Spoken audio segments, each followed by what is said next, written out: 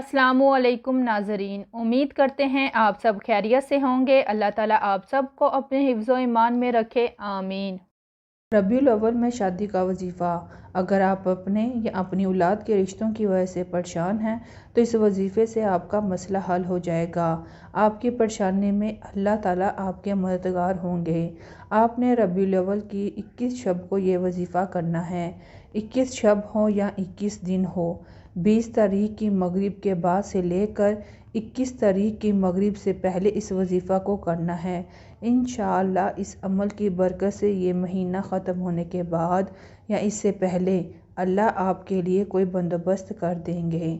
अमल यूँ है, नमाज इशा अदा करने के बाद कोशिश करें ताज़ा वज़ू कर लें और एक मखसूस कमरे का इंतखाब कर लें। नमाज इशा के बाद 2 रकत नमाज नफल हाजत इस तरह पढ़ें कि हर रकत में सूरह फातिहा पढ़ने के बाद 1 मरतबा सूरत मुज़म्मिल पढ़ें और इस तरह 2 नफल पढ़ने के बाद वहीं जाए नमाज पर बैठकर 11 मरतबा दुरूद इब्राहिमी पढ़ें। इसके बाद सर सजदे में रख कर 11 मरतबा ये दुआ पढ़नी है, या गफूर तगफ़रता बिलगुफरी वलगुफरू फ़ी गुफरिका या गफूर। आखिर में फिर 11 मरतबा दुरूद इब्राहिमी पढ़कर ख़ुसूसी दुआ करें।